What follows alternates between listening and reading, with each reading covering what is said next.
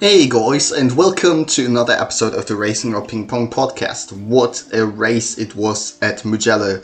Much elo was the key term there. We had much entertainment, much crashes, although it's grammatically wrong, but much red flags, much safety cars, and now we have much podcast. The podcast at its best. I hope you enjoyed the last episode, and I think this one turned out even better. Also, you can listen to our podcasts on Spotify if you don't like to listen to podcasts on YouTube. The link for that is down below in the video description. And then I would say, let's just go right into this podcast. Short, but content. That's what you ask for when you listen to a Formula One podcast. And it is about a race where you couldn't ask for much more. Best combination? Then I would say, let's go.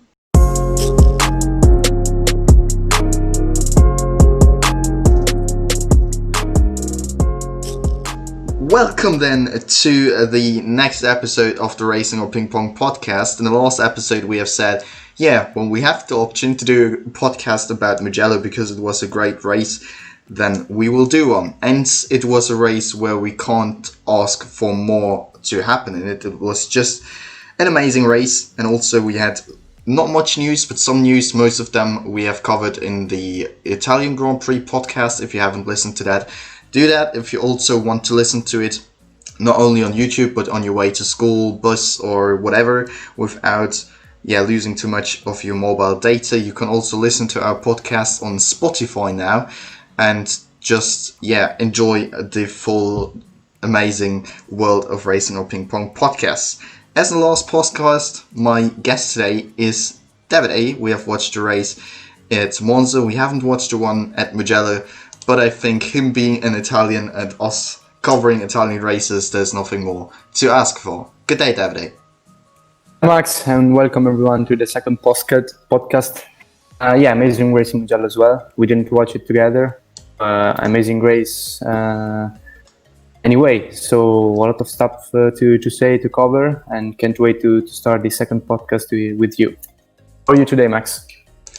I'm great, thank you, and I also cannot wait to cover this. It's just amazing to record these podcasts, to just have your bullet points and speak about everything you want to speak about, what happened. We're going to start by speaking about the Formula 3 Championship, which was coming to an end at the last race at Mugello. It was a championship with so many ups and downs. The winner from the first race of the year, Oscar Piastri, was crowned champion. Théo Pourchaire was also a great competitor for the championship and also won more races, or the same actually in amounts than Piastri, but lost out by 3 points. There was one of the closest championship we've ever had. Three drivers were in competition for the title at the last race. Logan Sargent was sadly out very quickly. But I think Piastri is a deserved winner for that, so that we have covered that. Any thoughts on the win of Oscar Piastri in F3, Davide? Of course, he did. Great season, great win. He really deserved it. He won just by 3 points, so very close championship with the first three drivers in just 4 points. What a pity for Sargent, then after the last race. And Théo Pourchaire, what a driver. Just 16 years old at the start of the season. I think he turned 17 in August. And of course, all the three drivers deserved the win, and it went to the one that performed better during the whole season. So, a great job to Oscar Piastri. Yeah, I totally agree with you in that. Of course, Théo Pourchaire, it's amazing. He's just turned 17. He wasn't allowed to drink the champagne even for a long time. So it's incredible. If I look at him, I always feel old because I'm not that much older than him, but I'm older than him. I just feel like an old man seeing this young Charger winning, and hopefully he will have a great future in the motorsport world, because at that age he already performed well. Maybe we can already see him in Formula 2 next year. Formula 2 is also the next topic we're going to cover. The championship there isn't decided, the championship season isn't finished, but there's still a lot to come in this season. Mick Schumacher currently leading the championship standings. He didn't win at Mugello like he did in Monza. Nikita Mazepin won the feature race, but collided with his teammate Luca Giotto in the sprint race. Christian Lundgaard claimed not only pole position for the feature race, but the sprint race win, and Yuri Vips his first podium in Formula 2. But we're not going to talk in depth about the races we had at Mugello in Formula 2, but more looking at the championship. There are only 3 rounds left in it, Russia and then 2 times Bahrain. So yeah, it's very tight in the championship. Every driver in the top 6 can still win it, even Yuki Tsunoda, if everyone in front of him in the championship DNFs. Of course, it's something unexpected and unlikely to happen, but you never know what's going to happen. So yeah, the top 5 I think are in good shot. So directly, a very direct question to you, Davide. Who do you think will make it in the end and be the following champion after Nick de Vries last year? Yeah, in the world of racing, anything can happen, so we can expect anything from these last races. Yeah, Mick Schumacher, I mean, he's leading now, so I expect him to win. Eilert, and Schwarzman as well, performing very well, and I think they can win as well. I see the top 3 with the drivers, Ferrari Driver Academy drivers in the top 3, of course. It's difficult to say, to pick a name. It's a very tricky question. But I will go with Mick Schumacher. What about you? You think he will win the F2 championship? So it would be great, definitely, for him after this disappointing year he had last year. Also, very unlucky season for him. But in this season he was delivering not straight onwards, but from his first podiums at Hungary he delivered, also winning his first feature race in Italy. So yeah, he's really shown this year that it's not only about the name Mick Schumacher, it's not only about his surname, but also about his performance. He's not leading the championship because of his name, but because of his driving. Callum Eilert, very unlucky in the last races, but also a strong competitor in there. Lundgaard and Schwarzman have a bit fallen down in that since Schwarzman's last win at the sprint race in Belgium. There wasn't nothing too much in terms of results. So yeah, let's see what he can extract. But it looks like all 3 are in the shape of being able to join F1 next year. I mean, Schumacher so has the points for his super license. Robert Schwarzman will get them potentially, and also Callum Eilert. He has to finish 5th or higher to get the amount of super license points you need, and he's in P2 currently very comfortably, and also far ahead from Nikita Mazepin in P5. So I think that will be no problem for them. But yeah, I also think I'll go for Mick Schumacher. Would be amazing for me as a German to see someone winning up there. I think the last F2 champion who was German probably was Nico Hülkenberg. I'm not sure about that, haven't researched that. But I don't think there wasn't any German to win this category since then.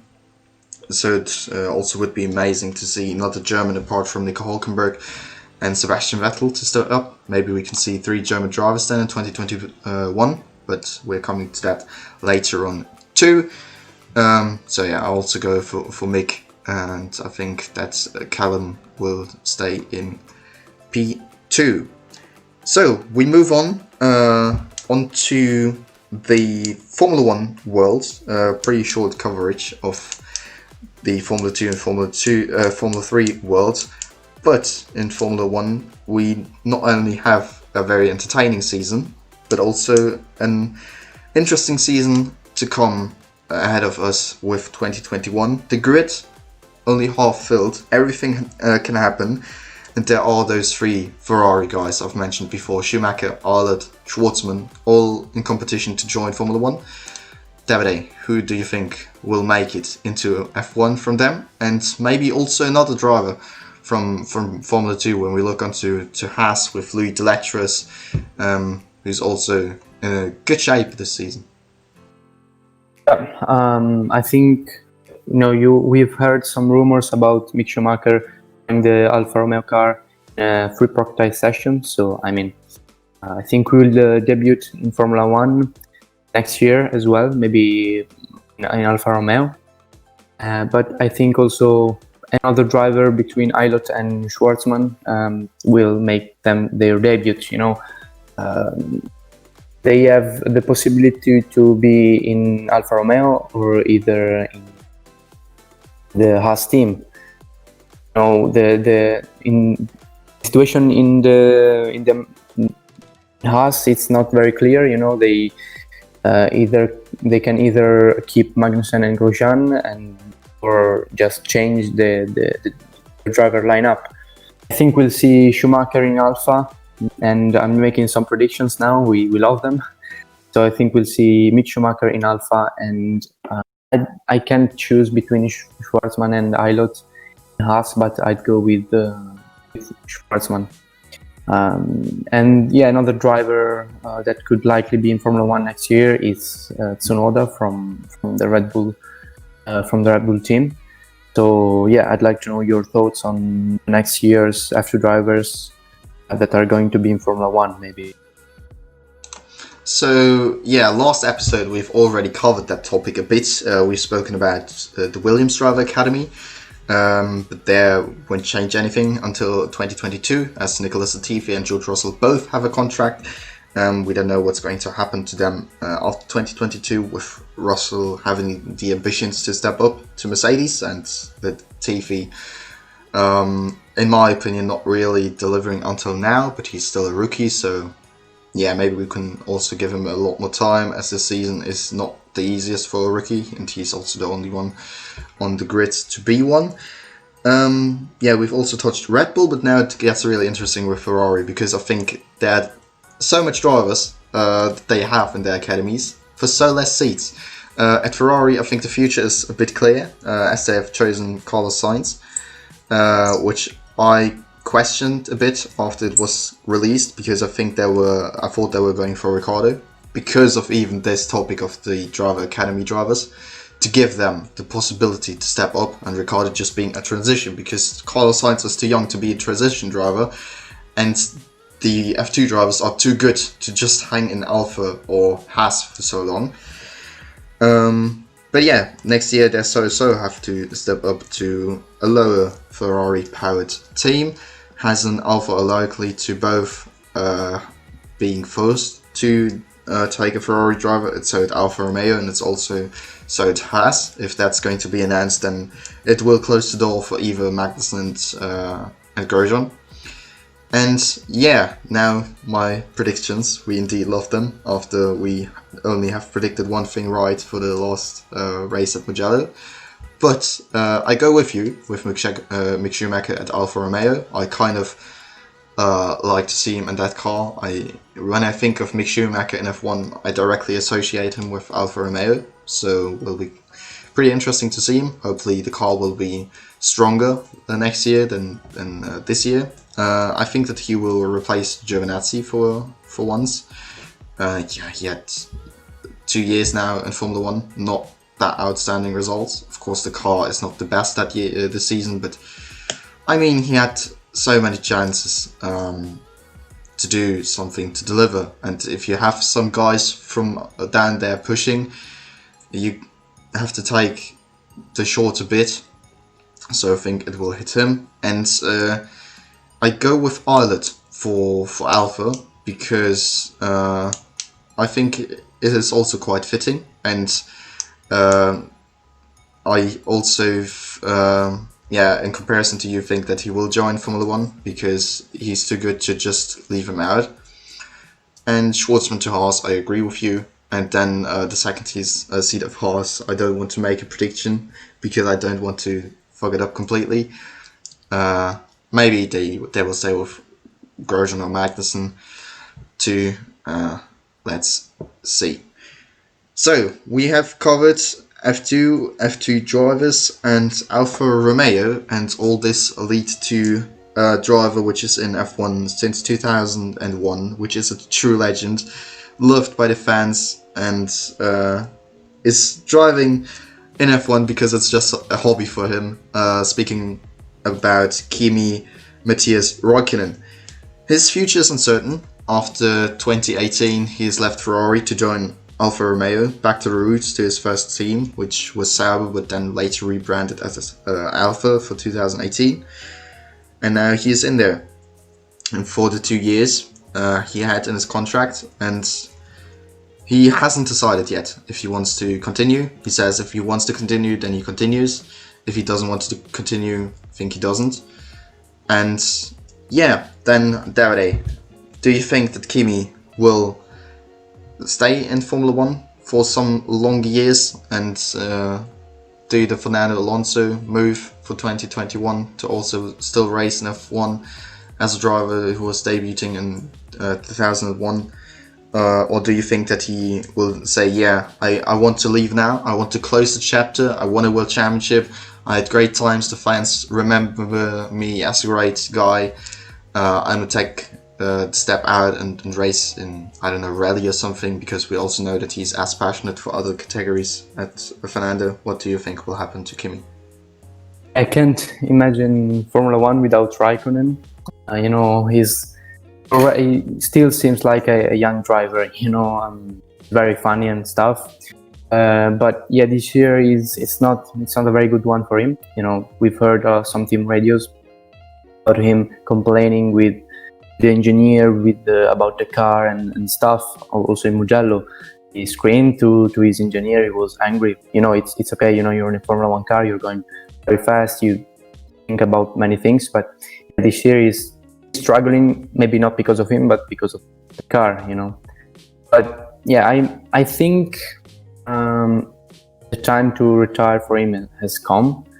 Of course, I would like to have him in Formula 1 next year, but we also love to have new young drivers that can show what they can do and fight on track, and they will be the new generation.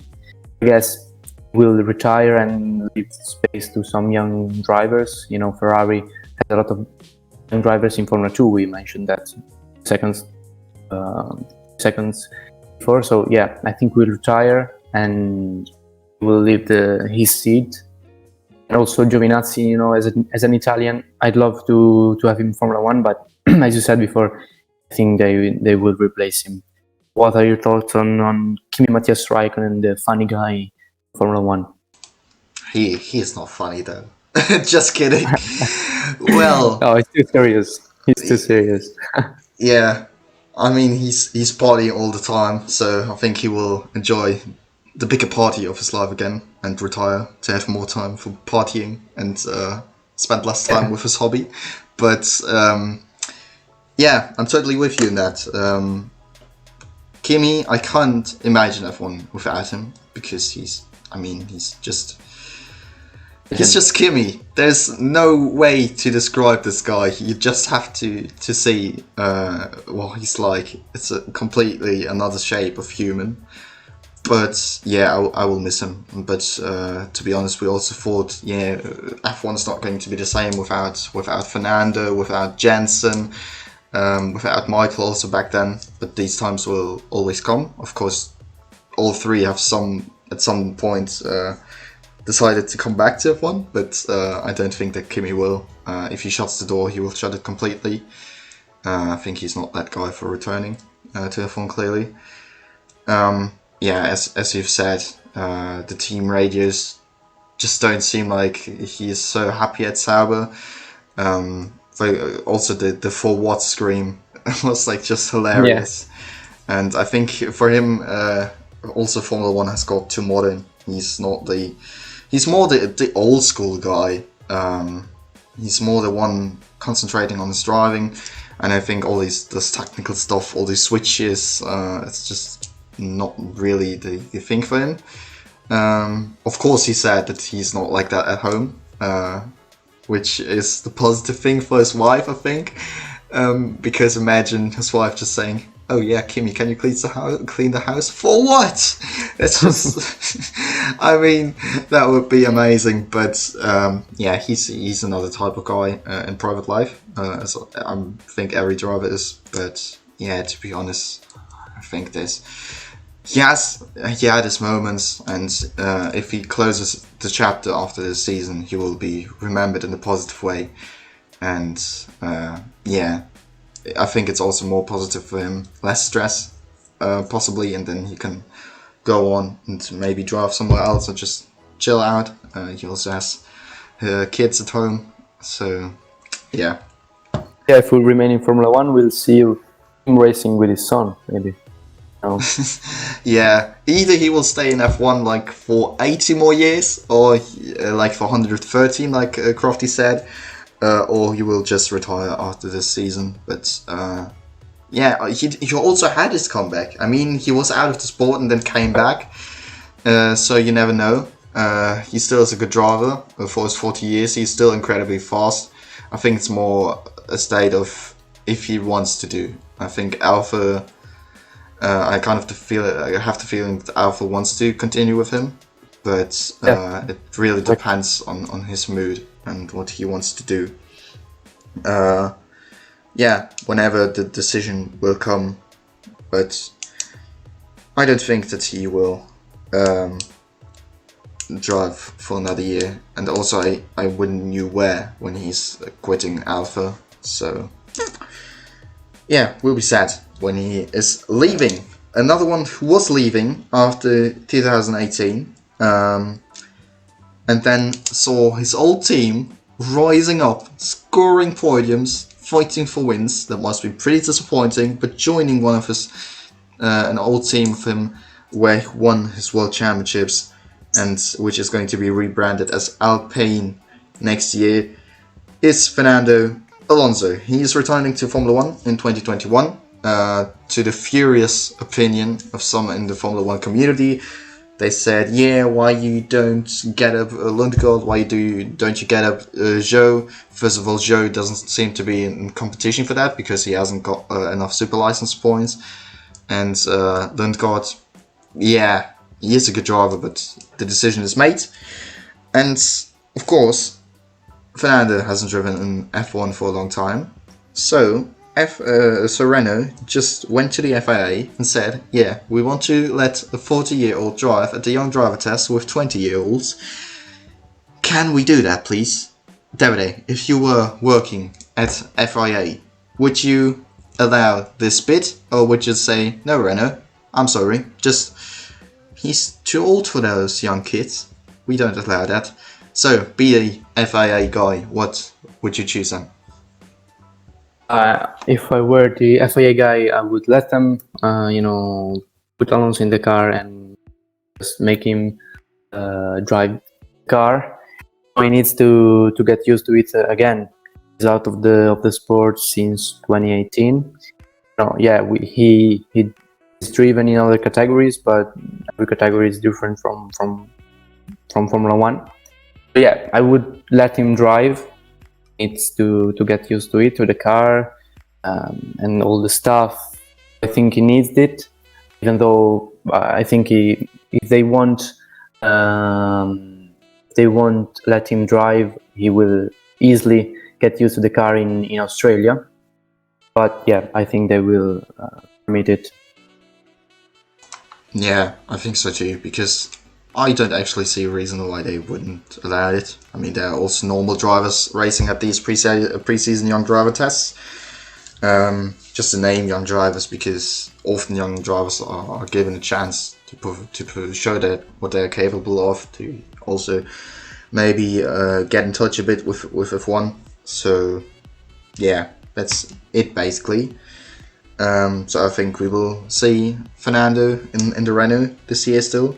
Of course, not in the free practice sessions. I think that's clear after Daniel Ricciardo just replied simply with no to the question if he will give over his car to Fernando, which is just why should he? To be honest, So yeah, I will totally agree with you there. Speaking of Fernando, actually, how long do you think will his journey be? His journey of the glorious comeback to all times. Renault is performing quite well these last races. They didn't have a great year last year. I think they found a good, chassis, good engine, So of course, since I think that he will drive in 2021, of course, and 2022 as well. We heard him saying that he wants to focus on 2022. And I think that with the changes in the regulation, Renault and every other team can do well. It's always, a bet when you try and change the rules. If you can find the great car, if you can build a great car, you have a great season, you can win. And if Alonso can score podiums, a lot of points, and maybe some wins, I think his journey will be even longer. If the car doesn't perform well, I think he will leave the sport for the second time and for the last time. We'll enjoy seeing him in Formula One. He's always been a nice guy and a funny guy as Räikkönen, with fun team radios, GP2 engines and stuff like that. So we'll of course enjoy having him in Formula One, and his journey it depends. The duration of his journey depends on how Renault will perform, and I hope they will perform well. What do you think? Will he stay in Formula One beyond 2022? So, actually, it is his third return, even I've just checked it a bit. He was out of the sport in 2002 too, so when you take it strictly, it is his third return. Just a little side fact maybe for the little nerds out here. No, just kidding. I really like the sentence saying that it depends on how Renault will perform if he is going to stay, and that's basically it. It depends on the performance of the car. If he will stay, he wants to win. It's the same with Seb for his decision if he wants to stay in the sport. And as you've mentioned, Renault's doing great progress. It's probably the best season since their full return in 2016. We will see what 2022 is bringing, of course. I think for 2021 he will just try to adapt to the car, take the season as a little bit of coming back into it. And if 2022 isn't working under the new regulations and he sees it, I think he will be out directly, like instantly. From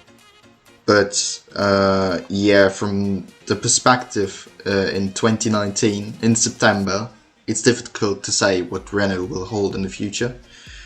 So I really don't want to make a big prediction with years. I just say if 2022 isn't working, he's out, and if not, he will stay. That's my last sentence on it. Yeah, totally agree. Yeah, Fernando, Mick, Kimi. When you want to say Mick, Kimi, oh my god. When you want to say Kimi but say Mick, Kimi, probably really being a legend there. Mick Schumacher, if he's joining next year, he is joining 30 years after his father. That's also a great number of years. And we don't know for how many years we will return to the circuit we had a race on at the last weekend. It is planned to never return to the circuit, which basically is my next question to you, Davide. Mugello, first ever race in F1 at the track. It is hosting MotoGP and other series, but imagining to never see this track in F1 again after this race we've had there. Do you understand that, or do you want to continue it there, or what are your thoughts on the decision to likely not keep Mugello in the future? First race in Mugello, and I think we absolutely loved it. Crazy race. I think I would keep it. even though we don't have a lot of overtaking spots, the drivers love the track. It's like it has a good flow and very fast track. Of course the fans want to have a lot of overtakes and a lot of on track battles. We had a lot of overtakes to the long DRS zone and to the crazy race. And I think that if the drivers are if the car permits the driver to go side by side, they will do it in sector 1 and maybe also at the last corner they can do it, so we can have a great show. If I were in the FIA in the Formula 1, I would keep it. Having 2 tracks in Italy, maybe it's not everyone would be happy with that. But why not? Of course, the fans love to see amazing races, and if a track can host amazing races, we should keep that track on the calendar. What are your thoughts? First question: did you enjoy the race in Mugello? I mean, who didn't? It was such an amazing race. Also clearly benefiting by all the safety car periods and red flags. Also, I think that for Monza it was a key factor. Without that, probably it would have been a race without overtakes. But also in Mugello, through the red flags and the upcoming standing starts, the field was tight again, open for overtaking opportunities, because the first corners, and especially also on the first lap, we've seen that are always a place for overtakes and carnage. I really enjoyed it. It was complete chaos, and also after the race, not only Lewis but I were completely struggling to figure out what actually happened there. But yeah, it was just a crazy race. And to come back to the topic, if I would keep Mugello after this race, of course, we don't know how it will go on in the future, but it was a great debut. And if I compare Mugello to some other tracks we had in F1 last year, and also for so many years, and also this year, I think Mugello is totally better than, for example, Spain, although Spain has a long tradition in F1. But yeah, I mean, of course, there will be fans who will be not that happy with having 2 Italian circuits in the calendar, but we had that with Spain in the past, with Valencia, with Barcelona, 2 tracks at the same country in a year, so that's nothing new. Also with Germany, so why not Italy? Mugello was performing incredibly well. Also Monza is always a place where everyone loves to go to, and especially Mugello. The fans loved it, the drivers loved it, the hosts loved it, everyone loved it to race there. Not even before the race started, everyone said, "Holy shit, this track is great. The track is high speed, it's challenging, and it's just incredible." So I don't know why there is any reason to hold it for any longer. I think this decision is made, sadly, and there's nothing to change about it. So maybe we have to wait for COVID-20 until that happens. But in general, yeah, it's a little pity. A pity at that race, Ferrari, once again. Spa, Monza, Mugello, drama for Ferrari, not performing that well, although they showed some good pace during the weekend, especially Charles Leclerc. But the race in the end, I mean, they scored double points as the second team only. But if 12 drivers complete the race and you finish in front of a Haas and a Williams, you are literally forced to score points, because otherwise it would have been a nightmare of a nightmare. But another occasion, which was involving Ferrari, a more happy one than their performance, the 1000th Grand Prix in Ferrari's history.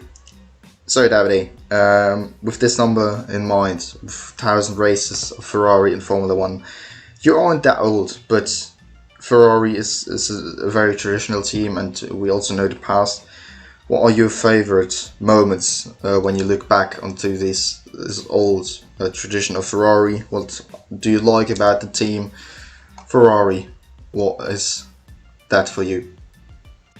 Of course, I'm a young guy, so I didn't watch the old races, but of course, Michael Schumacher winning his first title with Ferrari gave me goosebumps now as well. It was amazing. And what I like about Ferrari, of course, is an historical team in Formula One. They've been in this sport for a long time, which is amazing.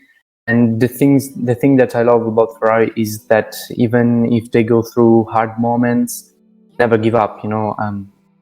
This year it's a nightmare for them. They can score points, they can perform well, but they never give up. And that's the spirit in Formula One. You always need to push hard and try to come up with new ideas. Like, if you give up at the first time, you don't success, your journey is finished, and you can't do that in Formula One. That's why they've been in this amazing sport for such a long time, and that's why I admire them. And so yeah, I hope they will come out of this crisis, which Binotto said it's not a crisis, but it's just a storm, and every storm comes and then just goes away and the sun comes out. So I hope that's what will happen to this lovely red team, which is called Ferrari. And every fan deserves to see Ferrari on top. Yeah, that's my thought. What do you think about this amazing team? So obviously, I think rain will benefit them more in this season than the sun coming out, because rain can mix things up, and the car is just not on pace. But for long term, I also hope that the sun continues shining over Maranello, and that the red, the iconic red, is just shining in its beauty as much as it can. And yeah, as you've mentioned, they went through highs, they went through lows, but they always kept their head up. Of course, the last 10 years, for example, have been more of a low. Fernando failing to score the championship, Sebastian failing to score the championship, and this year is like a complete yoke, to be honest. But also, when Michael Schumacher was there, they had these tough years. They had 1996, where the performance was just not there. 1997, the dramatic scenes at Jerez with Jacques Villeneuve. 98, 99, completely beaten down by McLaren, and also very disappointed. But then everything came together. It will take long, for maybe 2 to 3 years, until they are anywhere close to that again. Also, according to Mattia Binotto. And I also think that it can only work without him. They need a drastic change, and maybe also go a bit further from this image of being Italian only. Not only choosing Italian workers at the team, but also other ones. Although Italy and the team are deeply connected, but although Mercedes is German, it's not the reason. It's that they have an Austrian team principle, for example. So they need to move away from that a bit. And yeah, I actually have a favorite moment of Ferrari, which is the 2002 season. That's the year I was born. And also the car, Michael's performance, it was just incredible what they've achieved in that year.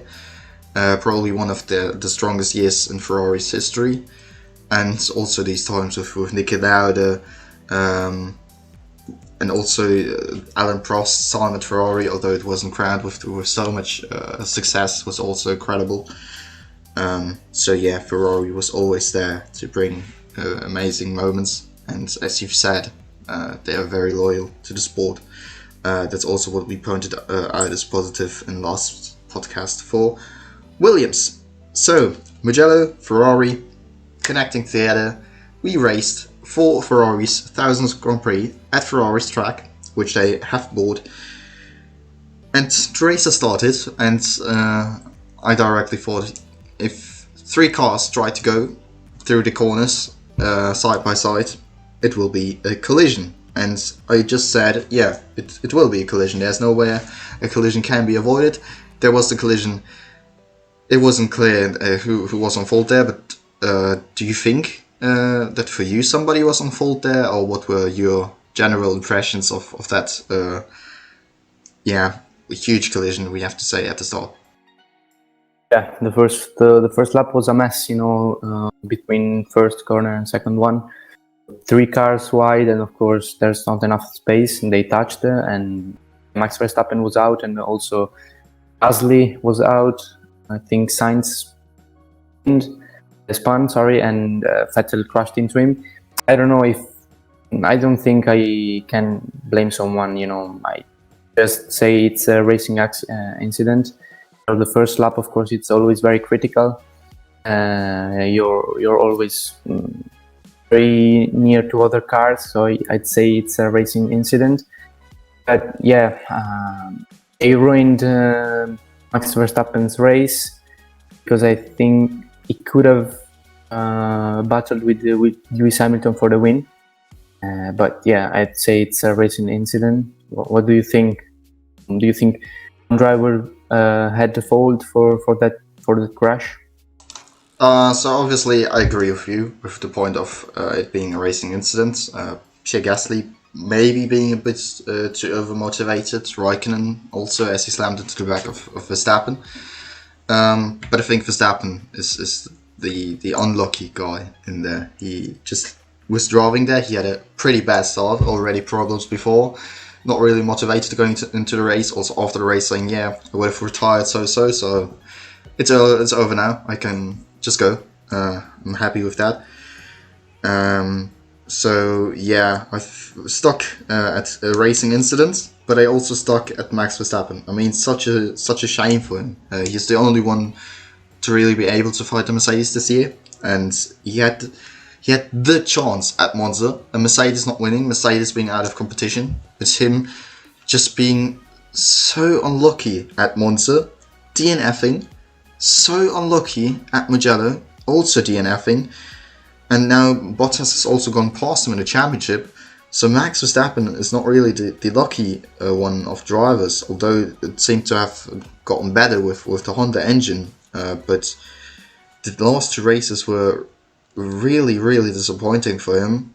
Do you think that there's still a light to maybe not catch up Lewis, as he's very, very far away from also Bottas and him? But to get back to winning races, as he's also in a little crisis, and to catch up to Valtteri in the championship, do you think that he could still make it and it's just a phase, or do you think that Max can really face the unluck of the world for the rest of the season? Has been very unlucky in these last races, but if we look at Albon space during the race, we can surely say that Max Verstappen can easily outscore Bottas, so he can just take back the second position in the standings.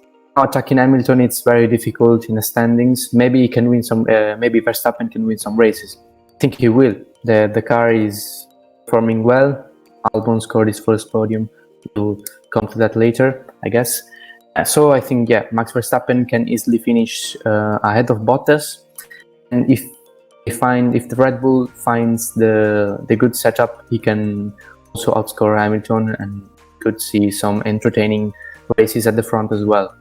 So your thoughts on this? I actually really agree with you. I have nothing really to add there. Yeah, of course, seeing Alex perform then at the podium was making Max happy, but I think in his back head he had kind of the thought, yeah, I could have been at the top spot maybe. Also due to this restart, I really could have been there. And yeah, for example, at the second restart, which we're oh no, what's it actually?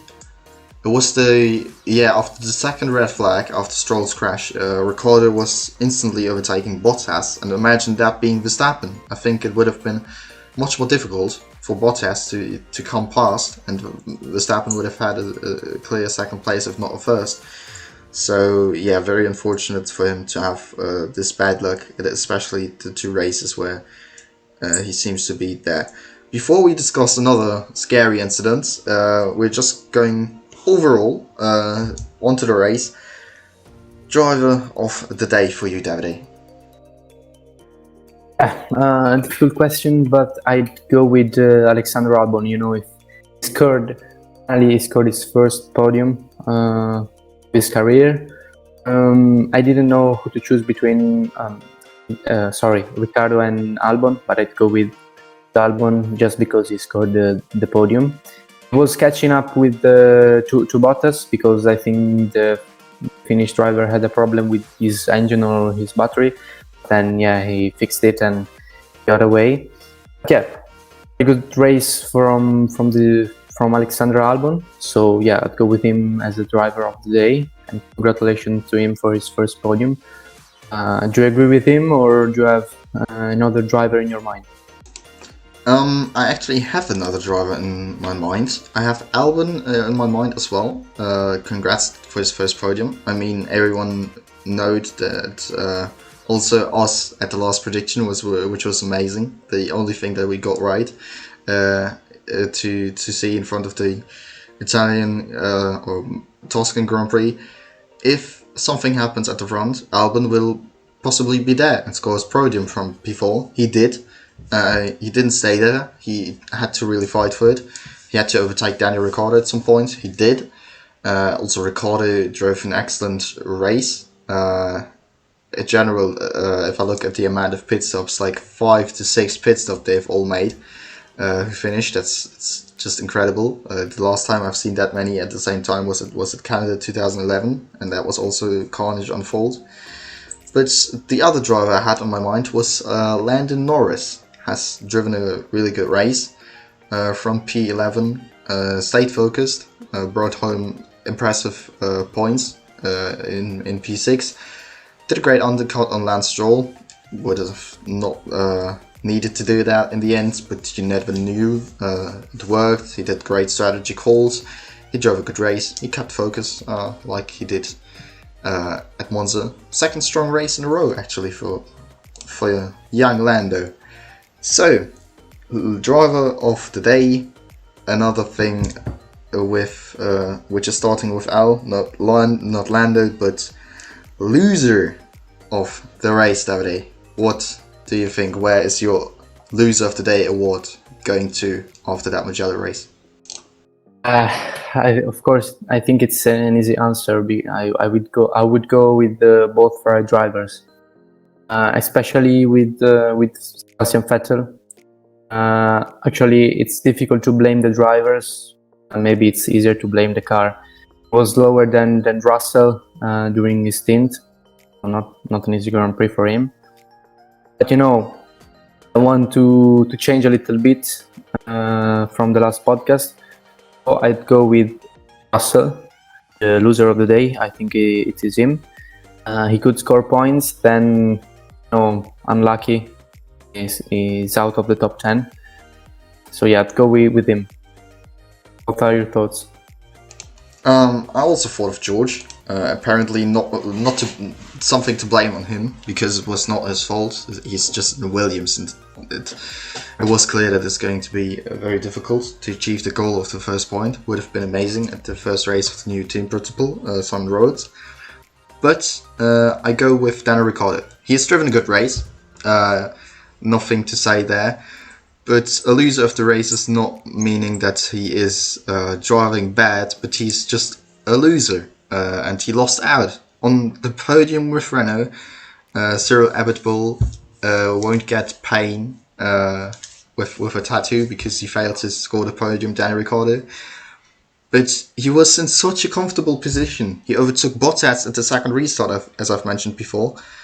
And he just wanted to finish it off, and he couldn't. He was in P2 for some bit, and then also got overtaken by Alex Albon in an overtake where he seemed to have no chance. So that was clearly a loser of the day. And also my backhead Ferrari, but I think at every podcast we can name them sadly in the future, which is a pity and a shame, of course. But I also have another name, which is Lance Stroll, because he also was in a comfortable shape. He looked like he's going to score another P3 for a long time. he looked in a very competitive thing, and of course it wasn't his fault that he crashed out, but also he lost good points. And then Perez in P5 just outscored him massively. So yeah, Stroll a little bit of a loser. In Monza, a little bit of a loser. At Mugello, that is my thought on it. Do you think that Stroll could have actually gone for a podium if he wouldn't have crashed out? Yeah, Albon behind him was looking very, very strong and fast. But remember that the Racing Point is very fast in the straight line, so it wouldn't have been easy for Albon overtaking. And I was thinking actually for a second podium for him this year, for Stroll this year. Yeah, very unlucky. I don't know if he had a puncture or a suspension failure, but I think he could have kept the position and go for the second podium in a row. But yeah, this is Formula One, and anything can happen. So unlucky for him. I agree with you both with Stroll and Ricciardo. Yeah, Albon did just a great job against Ricciardo, and yeah, Stroll was just unlucky. Yeah, that's the perfect way to sum it up. Maybe another loser is Valtteri Bottas. Actually, I'm thinking about that now. He just can't deliver when he needs to. Hamilton just destroyed him. What do you think? Yeah, totally forgot of Valtteri actually. Yeah, he was leading the race. He was in the most comfortable position, and yeah, Lewis driving on rails, being quicker, the only one in the race to get into the 1:18, and that Valtteri is nowhere close. That lap time is also showing that he wasn't on the pace again against Lewis. We don't know how it would have turned out in qualifying. It was very close in the end, just a tenth, not even between the both. And Valtteri, yeah, then actually taken out in terms of his lap time by Esteban Ocon's spin. So yeah, that was his bad luck already starting there. But it's the same for him as for Verstappen. I mean, just unlucky in the last races, also in Belgium, and no chance to get anywhere close to Lewis Hamilton. But yeah, maybe he can still fight back. I would wish that, definitely, in terms of the championship. But yeah, totally forgot him. So, driver and loser of the day, we have covered that, and now we have also covered Valtteri Bottas. Before we come on to the last topic for the race, before we go on to the next races, let's just cover up Alex Albon and talk about him a bit. Yeah, what we have to tell about him? He was on an up and down. We don't know if he's either performing great, if he's performing bad. He's struggling with the car, obviously. Max Verstappen isn't. It's completely his driving style with the car, but Alex Albon is no Max Verstappen, and so he's not really, doing what he can. Maybe he can extract much more. I believe in that, but also there were a lot of rumors connecting him to another switch back to AlphaTauri. But now he has scored his podium finally after being spun out twice on the road to that. He has scored it. He has driven a brilliant race, showing that he has the competition to fight up there. I think nobody expected from him to fight the Mercedes, because no one is anywhere close there. So yeah, actually, I think that he will stay at Red Bull, as I've already said in the last podcast, and I also think that this podium is a positive thing for him. Your general, if you should reflect Alex Albon and say what he can do in the future, what he's capable of doing right now, to compare him to the top drivers, if he should be in there, if he is in there. Just a general update on your state of mind about Alex Albon. Yeah, I deserve that podium. I'm really happy for him, and I think this podium will give him, mentally, it will be very important for him to have scored that podium. I think he will be more motivated in the next races, and that can mean a lot. Helmut Marko gave him an ultimatum before the last race in Mugello, saying that he had to put the car at least 3 tenths or 4 tenths behind Max Verstappen, and he did it in qualifying, so very good job. And yeah, this podium will just help him a lot mentally. He missed the podium twice, and yeah, for a driver, missing out a podium or scoring points, it's very difficult. And now, after a good race in Mugello, because he also did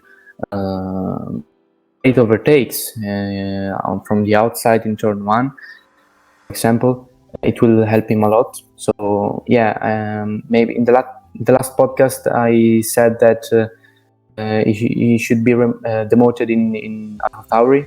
But after this podium, after this weekend, I think he will stay in Red Bull. I don't see him battling with the top drivers, but he can surely be a very, very, very good second driver for Max Verstappen. Yeah, I think he will be at Red Bull next year as well. So yeah, I agree with you. Yeah, and I also think it's more about the car than about him. It is a difficult car to drive, obviously, and he tries his best, clearly, and this podium really was giving him kind of a confidence boost that he needed. So hopefully he can continue on that at the next race. Before we talk about the next race, we have a huge topic about a huge crash, about a huge debate about restart after the safety car. So restart after the safety car, no one actually could figure out what happened. We just saw the restart, we just saw Bottas going, and at the back there was already carnage. At that moment everybody thought like, what the heck is going on here? Everybody's crashing up Mugello, and it is right. After 7 laps there were 7 drivers out. Not only Verstappen and Gasly, but then Sainz, Giovinazzi, Magnussen and Latifi eliminated, and that crash we're going to put our view on now. And then also Ocon retired. Russell already said, yeah, that this Renault's brakes are on fire, and they literally were. Renault saw that, and then they said, yeah, braking issue come in. 12 drivers have been summoned to the stewards for this accident. No one got a penalty, all just got a warning to calm down. Is it the right decision in your opinion, or have you really spent your time sitting there watching onboards, watching everything, watching F1's analysis, just thinking about who could be on fault for that actually, and then figured out a victim then in your eyes which was to blame for that crash? Or what were your or what are your emotions right now, as it also is some days ago that it happened? As soon as I saw the crash, I thought IndyCar or NASCAR, something like that. A lot of cars out of the race. It's difficult to give penalties here, and in fact, stewards didn't give any penalty. The rules I don't think are very clear for the race restart, because Bottas was going very slow in the straights, and the car behind were already going 300 kph. So then they had to slam on the brakes, and they created the crash. A lot of people, of course, said that this is not Formula One. It seems like some rookie races or something like that, which I can agree with them.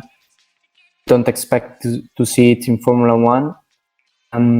Maybe I think the stewards should just say to the drivers, "Okay, guys, watch out! Just don't do anything stupid. Be careful." And maybe just say something more clear about the race restarts after the safety car. Also, I think Lewis Hamilton argued about the safety car turning off the lights too late, which can be maybe a distraction from the safety car drivers. I think the stewards did good not to give any penalty. And yeah, I don't know to blame. What do you think? Is there someone to blame, or is just another racing incident? Everyone. For me, it is a racing incident, to be honest. as well. But I was the guy actually watching on board as much as I could, trying to figure out, okay, can you really see anything? What happened there? Who's on the throttle first? Who went quick? Of course, you can't see the telemetry, which was a pity in that situation. But it's kind of the Williams guys, maybe. George Russell had a huge gap to the car in front of him, and then just came on the throttle very fast to catch up and then brake and stay behind. But then the crash happened. So maybe he could have caused a little bit of confusion back then. It was everything behind what happened then. Then also Latifi. I mean, he went side by side with Magnussen, which of course isn't forbidden. They are racing drivers, and if they know the race is going to restart, they just want to position themselves as much as they can to get into the position in front of them, to gain the positions. That's all racing is about. But yeah, I also agree that they should be a lot more carefully. And also Michael Massey has said, yeah, guys, your restart was worse than the ones from the Formula 3 guys, which are huge words, definitely. But yeah, Latifi for me, if I should give one a penalty, I think Latifi, because he just went fast and put on the throttle and was going full throttle side by side with Magnussen, and then also directly behind Giovinazzi was putting on the throttle directly behind Latifi, because if Latifi is pushing, I have to push too. It's going on now. Although it wasn't, then Latifi going over, and then Giovinazzi had nowhere to go when he just saw the Haas in front of him, clipped it. Then also the sides was involved and Grosjean a bit. So Giovinazzi luckily didn't flip upside down. In general, it showed a lot about F1 safety, that no one was injured in that crash. But yeah, I'd count up Latifi for that. Yeah, you've mentioned the safety car lights, but before we are going to thematize them, you mentioned Hamilton. I mentioned another Mercedes driver. Do you think there's any point of possibly blaming Bottas for that incident? The first one that I blamed actually was Bottas. As soon as I seen the incident, I thought, just why did you go so slow? You're on the straight and you just have to go at some point. Yeah, he was the first one that I blamed. But yeah, I think that in reality the ones that are the ones to blame maybe are the guys at the back. You know, the first one, the leader actually is the one that decides. So yeah, maybe Latifi, also a rookie, is the one to blame. And if you look at the replay, you see Vettel and Raikkonen very far behind the pack. So I don't know if that is because they are Formula One for so long, you know, they are experts.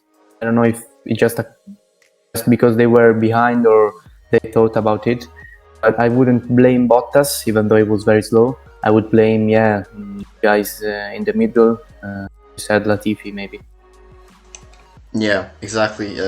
And I think also if Vettel would have gone a bit faster, then he would have been in there. He was very close. I mean, you saw the onboard from Seb, and there was not missing much until he was also involved in there. Luckily, it wasn't, because we don't know what would have happened then.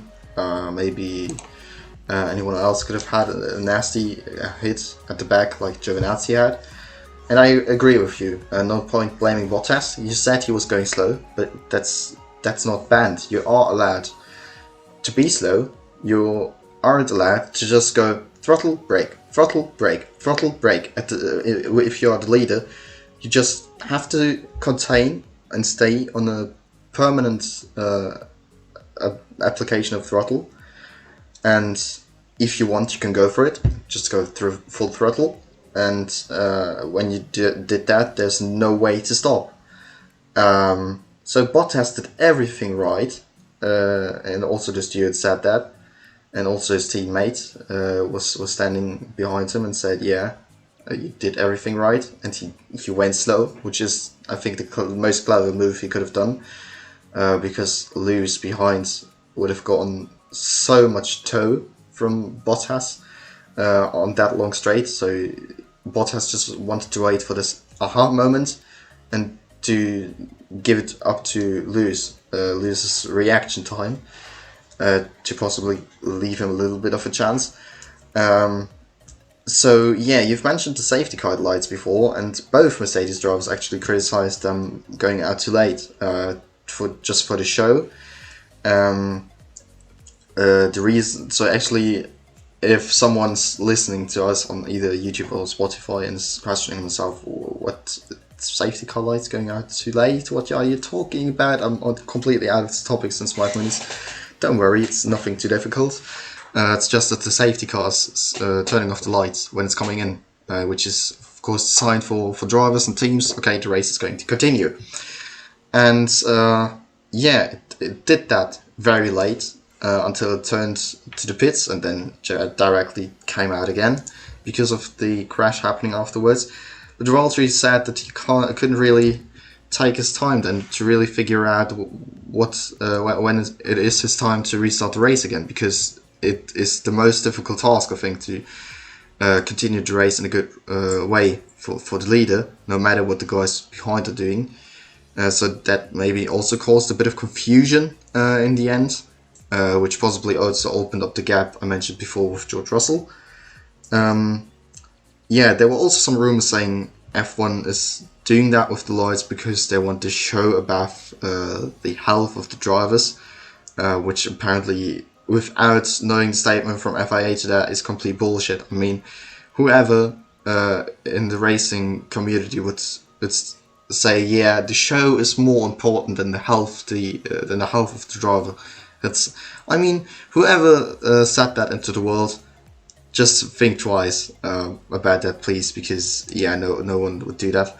But coming back to the lights, your lights are shining bright maybe in your head about that topic, so leave your thoughts out onto the Davide.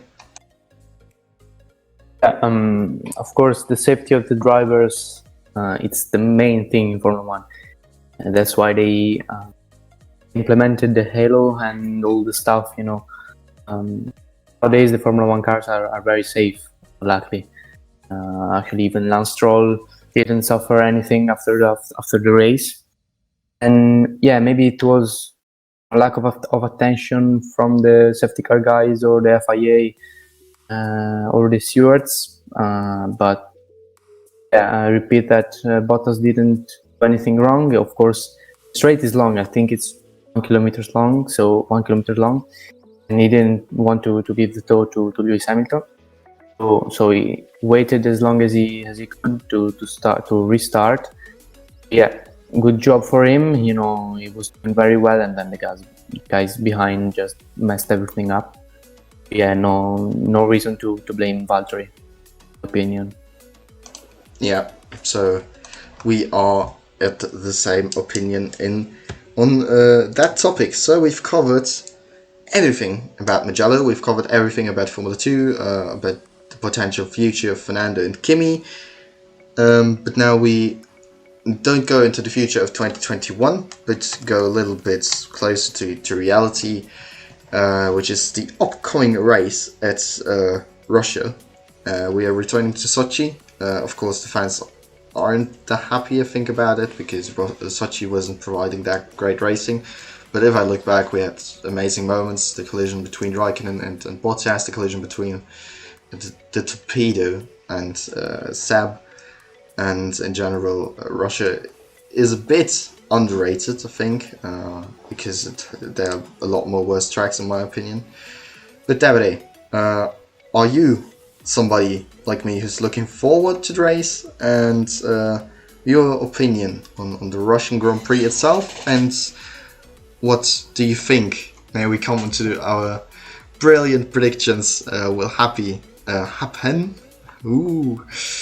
in the next race at Russia. Of course, I'm looking forward to the Russian Grand Prix. I can't wait to see it. Maybe we won't see an amazing race due to the track layout and stuff like that, but never know. Our predictions weren't that good in the last podcast, so we'll see. And of course, I think Mercedes will win the race. I think Hamilton will score his 91st win.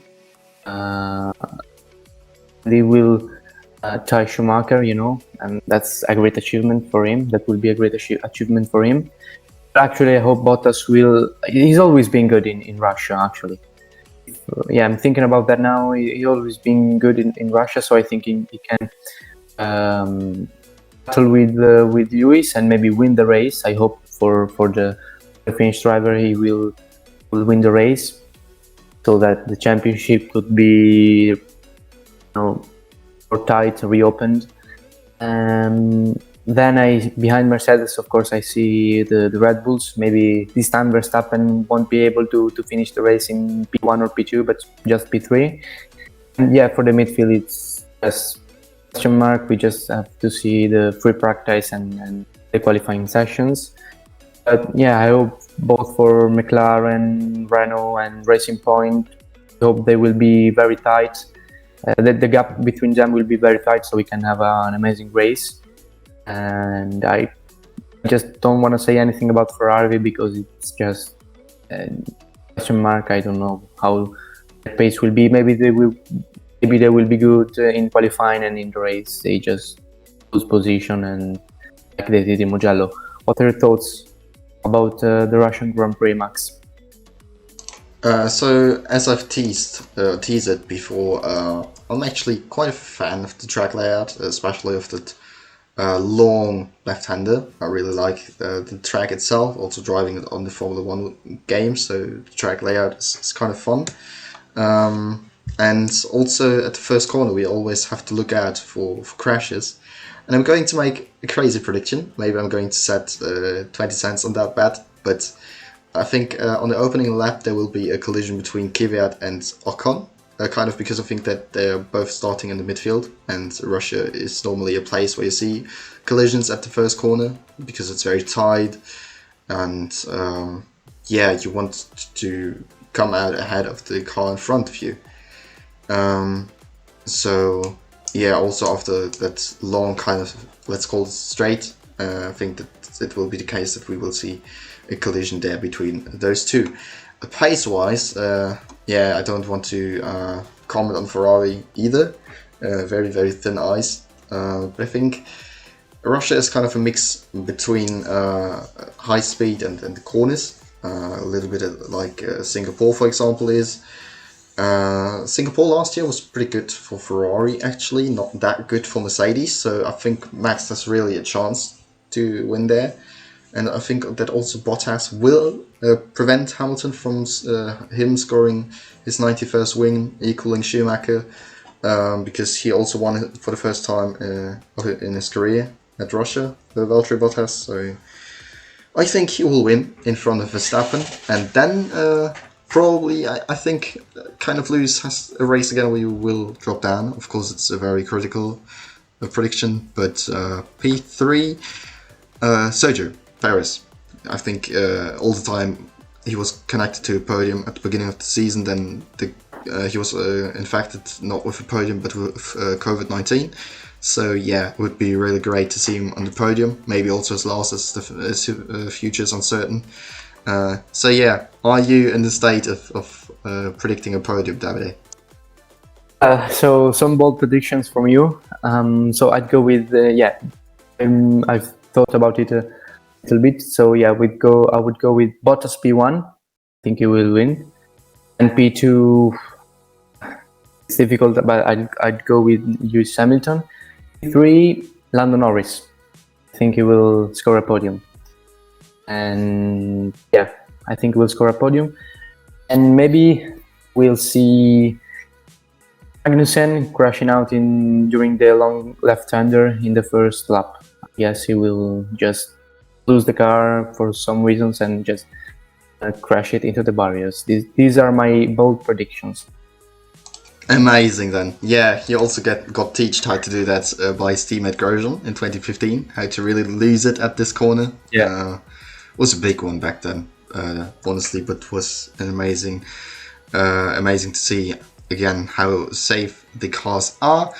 Hopefully it is also safe that you're tuning in for the next podcast, because this is the end. It's shorter than last podcast because we had less things to discuss, although the race was as entertaining as it was in Monza. Hopefully we are also able to say that after Russia, that we have another option to do another great podcast. Likely also with you, Davide. It was a huge joy again to do that with you. And then I would say, yeah, the last words go on to you, because before we close this episode. Yeah, so thank you for tuning in, and hope to see you guys in the next podcast. Thank you, Max, for hosting me. It's always a pleasure to record podcasts with you. Always very funny, especially the podcast and the post podcast. It's very entertaining for us. Yeah. So guys, if you are on YouTube, just leave a like and a comment. And if you're on Spotify, thank you for listening to us. Thank you again, Max. It's been a pleasure. It's been a pleasure for me too, mate. Very fun. And yeah, also remember, as Davide said, to leave a like on YouTube, to also subscribe to this channel, possibly. If you've listened until here, then use the hashtag Ferrari 1001. Because it's the 1001st Grand Prix of Ferrari. Bold hashtag there, but an amazing one, I think. And yeah, also thanks to the ones who listen to us on Spotify. I think that to listen to our podcast on Spotify is another step forward, because on YouTube you're always forced to watch a video, and sometimes you are just not capable of doing that, as most of you are using Spotify. So we're trying that out, and it got great feedback, as the podcast did. Thanks for that. And yeah, then I would say everything has been said. Follow us on Instagram if you haven't already, although we are bigger there, at Racing Or Ping Pong _official. Also, I take this opportunity to say thank you for your support there. And the last thank you of this episode is again going to you, Davide. Thanks for being with me for this amazing hour and a bit, and thanks for being my co-host. And then I would say goodbye to you guys, and goodbye to you, Davide. Thank you, Max, and goodbye to you guys, and goodbye, Max. See you next time. See ya!